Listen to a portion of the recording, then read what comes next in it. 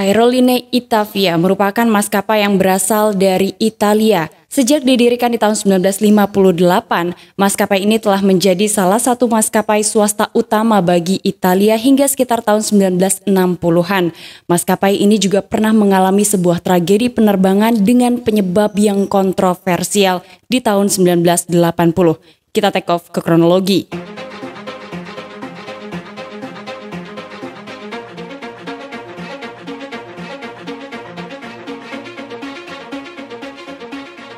Sebuah pesawat DC-9 akan digunakan dalam penerbangan Itavia. Pesawat ini telah mengumpulkan 29.544 total jam terbang.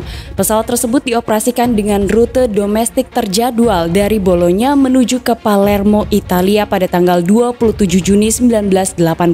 Penerbangan Itavia 870 ini ternyata mengalami delay 53 menit dari jadwal keberangkatan yang seharusnya, sehingga pesawat itu baru meninggalkan Bologna pada pukul 20:08 Central European Summer Time bersama dengan 81 orang di dalamnya yang terdiri dari 4 orang kru dan 77 orang penumpang. Pesawat DC-9 itu diterbangkan oleh 2 orang pilot bernama Captain Domenico Gatti dan First Officer Enzo Fontana.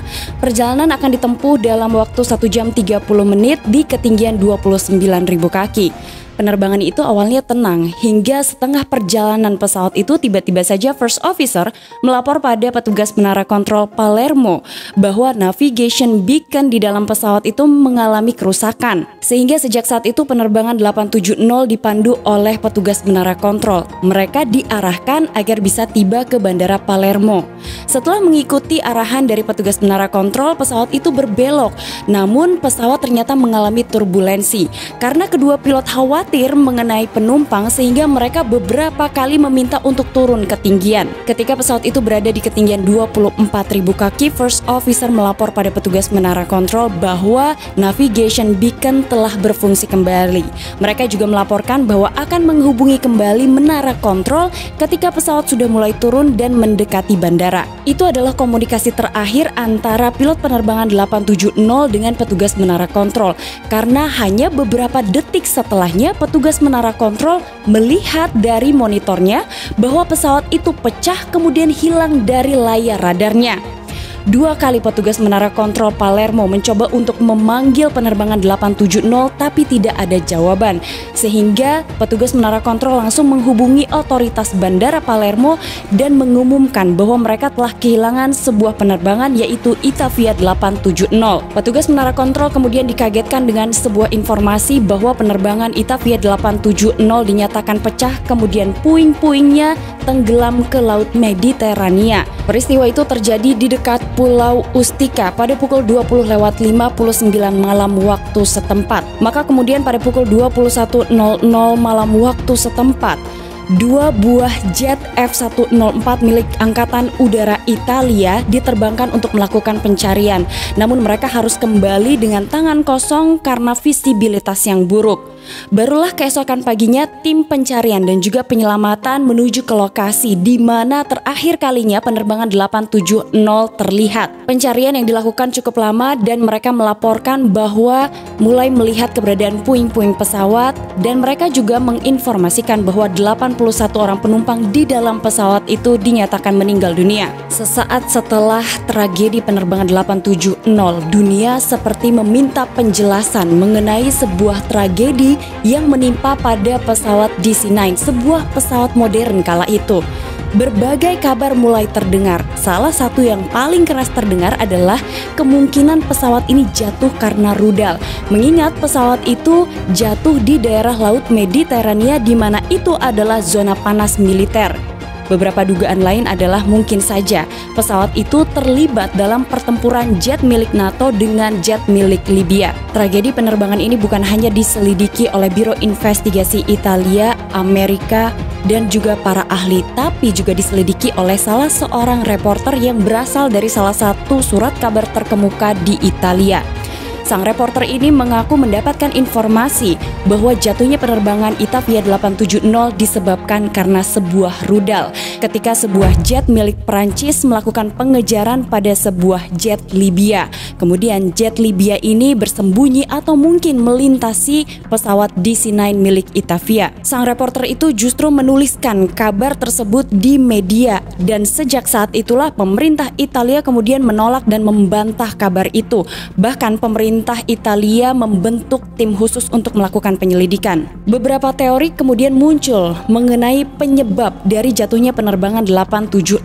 Yang paling sering terdengar adalah teori mengenai rudal dan juga tabrakannya pesawat DC-9 dengan sebuah pesawat lain. Spekulasi bahwa rudal menjadi penyebab jatuhnya penerbangan 870 semakin terdengar keras karena hanya 3 minggu setelah kecelakaan pada penerbangan 870, puing-puing jet milik Libya ditemukan di sebuah gunung di Italia Selatan. Maka kemudian tim investigasi menduga bahwa mungkin saja rudal memang menjadi alasan jatuhnya penerbangan 870.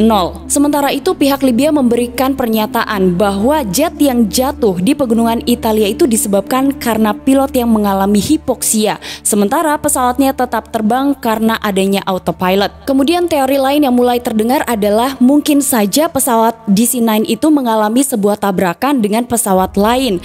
Hal ini sesuai dengan keterangan dari petugas menara kontrol yang menyampaikan bahwa kecelakaan itu terjadi hanya beberapa detik setelah laporan terakhir dari pilot penerbangan 870.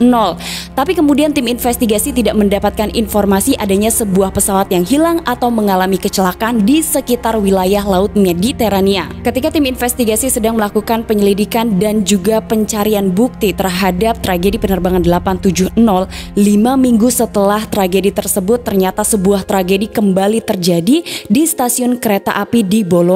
Salah satu kelompok akhirnya meledakkan stasiun kereta api itu hingga memakan korban lebih dari 80 jiwa. Maka tim investigasi juga mulai mencurigai mungkin saja sebenarnya penerbangan 870 ini menjadi sasaran dari salah satu kelompok yang sebenarnya ingin meledakkan pesawat itu di bandara. Tapi karena pesawat itu mengalami delay 53 menit sehingga pesawat itu baru meledak di atas Laut Mediterania. 2 tahun setelah kecelakaan penerbangan 870, semua pihak hanya mengetahui penyebab dari kecelakaan itu adalah sebuah ledakan.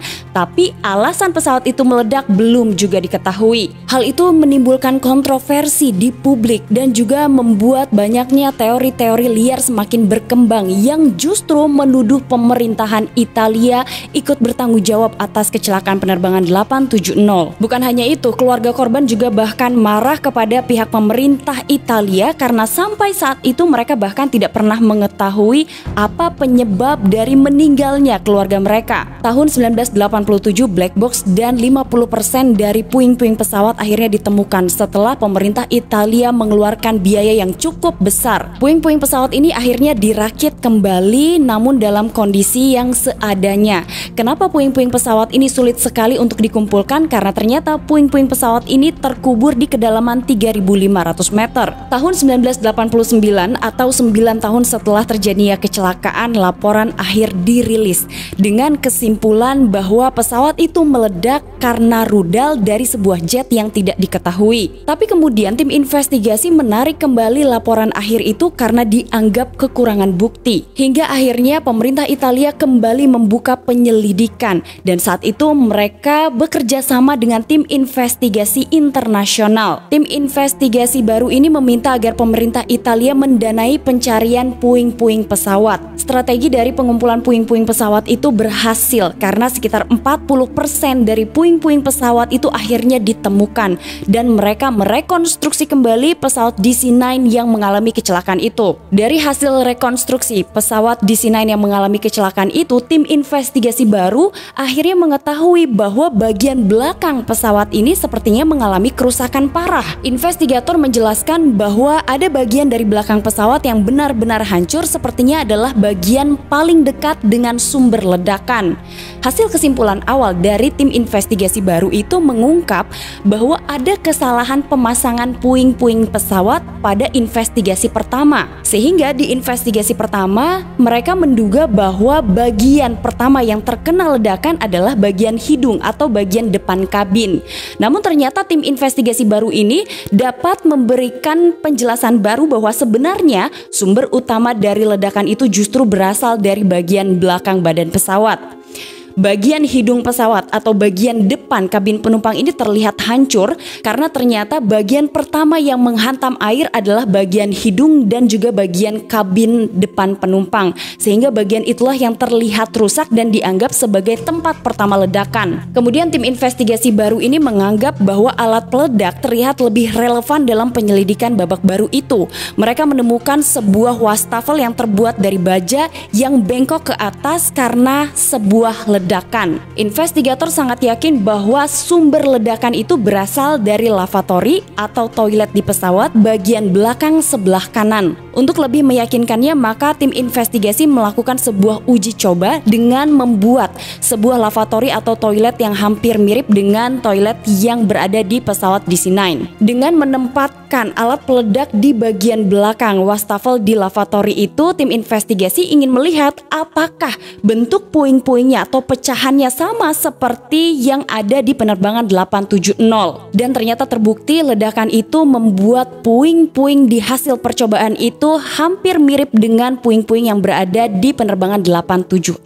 Tim investigasi menduga bahwa alat peledak itu berukuran kecil, kemudian disembunyikan di belakang wastafel atau mungkin di dalam tisu toilet. Pemimpin dari tim investigasi itu mengungkap bahwa setelah terjadinya ledakan di bagian belakang badan pesawat sebelah kanan ini, kemudian mesin pesawat sebelah kanan mati dan hanya 10 detik kemudian tiba-tiba saja bagian pesawat belakang ini robek. Selanjutnya di tahun 1994, laporan akhir dari investigasi lanjutan dirilis dengan kesimpulan penyebab jatuhnya penerbangan 870 adalah karena alat peledak sesuai dengan bukti fisik. Namun publik terlanjur percaya terhadap teori-teori mengenai rudal sehingga ketika laporan akhir yang lanjutan ini muncul di publik, mereka lebih menganggap bahwa laporan akhir ini sebagai bentuk untuk menutup-nutupi kebenaran. Selanjutnya di tahun 2013, Mahkamah Agung Italia tetap pada keputusan tragedi penerbangan 87 yang disebabkan karena rudal yang asalnya tidak diketahui. Kemudian pemerintah Italia juga diperintahkan untuk membayar senilai 100 juta euro terhadap keluarga penumpang atau saat ini setara dengan 1,5 triliun rupiah. Dan setelah tragedi penerbangan Itavia 870, maka maskapai ini resmi berhenti beroperasi di tahun 1981. Itulah informasi dari channel Tamara Delf mengenai penerbangan Itavia 870. Semoga informasi ini bermanfaat untuk kita semua. Hai halo Delfers, aku bakal langsung bacain 3 komen kalian dari video Buruk Airlines. Yang pertama adalah dari Rian Rizky. Channel yang positif, informatif, dan edukatif dalam kedirgantaraan. Diambil dari sumber data yang valid dan dapat dipercaya dan dipertanggungjawabkan. Penyampaian yang lugas dan mudah dipahami. Ini channel wajib di subscribe. Wah, terima kasih banyak Kak Rian. Aduh, aku seneng banget. Kemudian yang berikutnya adalah dari Kak Faisal Riza. Alhamdulillah tayang juga banyak sekali kenangan bersama airline ini. Zaman masih Fokker 27 dari Surabaya, Banjarmasin, Vickers Viscount sampai Boeing 737-200. Airline murah namun pelayanan bagus, apalagi kalau saat liburan sekolah bulan Juni atau Juli, pasti dapat tas sekolah berlogo Buruk Airline. Sampai bercita-cita untuk menjadi pilot karena dekat dan seringnya naik airline ini. Namun apalah daya, badan kuntet tak sampai tinggi badan. Semoga next time Buruk bisa kembali mengudara. Wah, ini banyak sekali kenangannya ya Kak ya. Gak apa-apa, insya Allah diberikan takdir yang terbaik lagi sama Allah. Amin. Kemudian yang terakhir adalah dari Kak Yogi Documentation Channel. Assalamualaikum Teh Tamara. Waalaikumsalam. Salam dari Batam. Pesawat Buruk ya? Banyak kenangan indah bersama keluarga dengan maskapai Buruk ini. Setiap tahun pulang kampung dari Batam ke Bandung dengan pesawat Buruk ini untuk berjumpa dengan kakek dan nenek. Kenangan masa kecil yang tak pernah terlupakan. Maskapai ini dulu sangat rajin memberikan makanan pada zamannya pada para penumpang. Salah satu pesawat terbaik selain Merpati Nusantara yang pernah menjadi kenangan masa kecil saya dulu. Semoga suatu saat maskapai ini bisa kembali lahir. Amin. Sukses selalu buat channel Tamara Delf karena banyak pelajaran yang dapat saya ketahui khususnya dunia penerbangan. Terima kasih banyak Kak Yogi.